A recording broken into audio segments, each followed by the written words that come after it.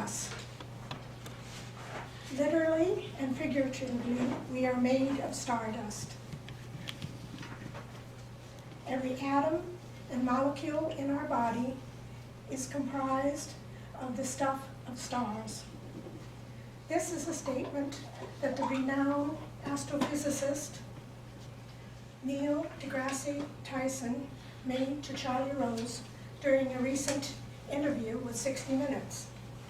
Mr. Toastmasters, welcome guest, fellow Toastmasters.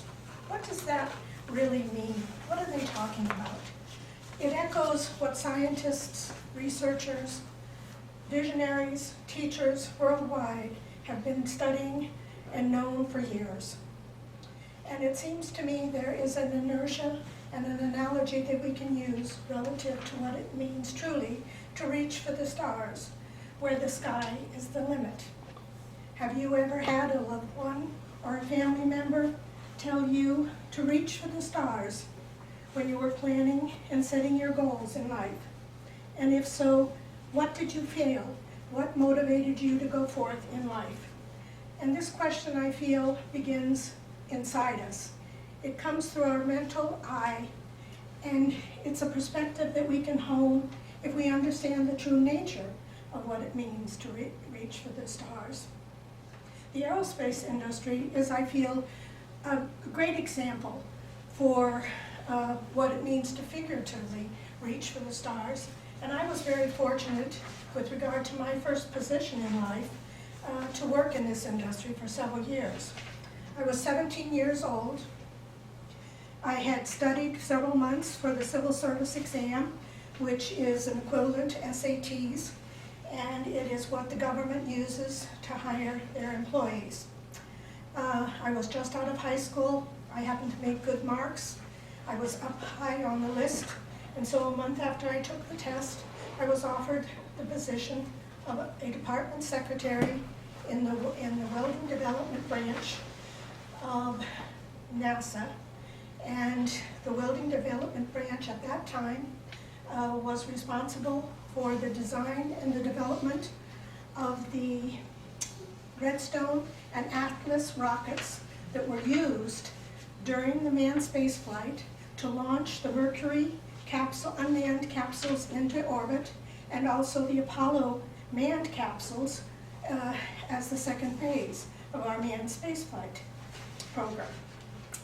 I, again, as a young girl, was extremely fortunate to be able to observe and to listen to the minds and the vision of scientists, engineers from all over the world.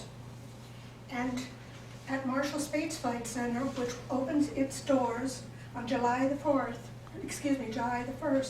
1960, that program was headed by Werner von Braun and a team of scientists who had defected to the United States after the Second World War.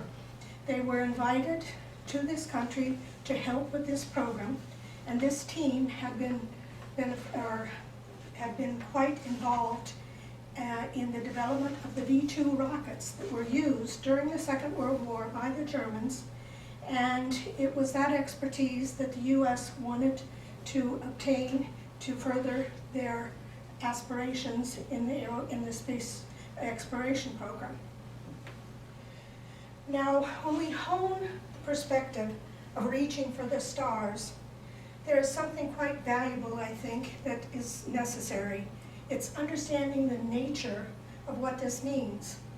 As deGrasse Tyson said in his interview, perhaps there's an internal inertia, the stardust, the very fiber of our being, that inspires us, that regardless of what the subject is that we choose to bring forth in our life, regardless what aspirations we might have, honing a perspective that reaches for the stars can be very inspiring to others. It lifts us up, it raises our awareness, it brings us to other heights of reflections and contemplations that we perhaps wouldn't normally entertain when we go through life.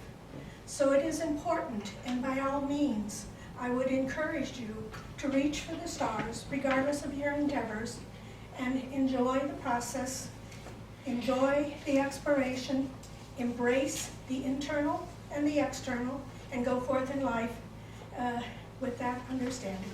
Thank you.